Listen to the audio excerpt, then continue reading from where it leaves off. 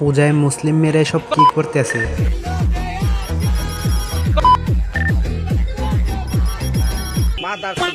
চারদিকে সনাতন ভাই বোনেদের দুর্গাপূজা চলতেছে, তাদেরকে জানাই শুভকামনা। কারণ তবে আমার প্রশ্ন হলো এটাই যে এইসব মেয়েরা কারা, যারা পূজাতে গিয়ে নিজেকে মুসলিম দাবি করছে? হ্যাঁ, ভালোই লাগে, ছোটবেলার মতোই। মানে কতটা বেহায়া হইলে এরকম কথা বলতে পারে? হ্যাঁ,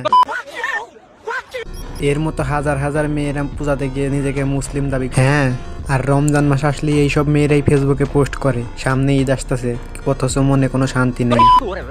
শান্তি থাকবে কিভাবে যারা ইউনিভার্সিটির ফ্রি মিক্সিং আড্ডায় অভ্যস্ত, ছেলে বন্ধুর সাথে রাস্তায় সিগারেট খেয়ে কাশতে এসে লজ্জা শরম ও ইমান ত্যাগ করে পূজায় গিয়ে নাচতে আসে। হ্যাঁ, এদের ঈদের শান্তি সম্পর্কে তো জানি না, তবে বেহায়া আপুরা কেয়ারফুল, কারণ একটি 8 ইঞ্চির কালো সফলতা ঘুরতে ঘুরতে আপনাদের মুখের কাছে আসতে আছে।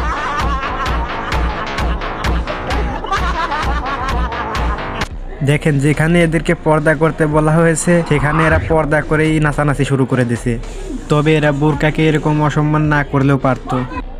মানে এখন ওইসব মেয়েদের কাছেও বোরকা চলে গেছে, যাদেরকে দেখলে বোঝাই যায় না এরা শাহবাগী নাকি। দেখেন, পূজায় যাবেন যান, যার ইমান তার কাছে। হ্যাঁ, তবে যেসব মেয়েরা পূজায় গিয়ে পর্দা বোরকা পরে নাচানাচি করতেছে তাদের কাছে আমার একটাই প্রশ্ন, আপনারা ভালো হবেন কবে?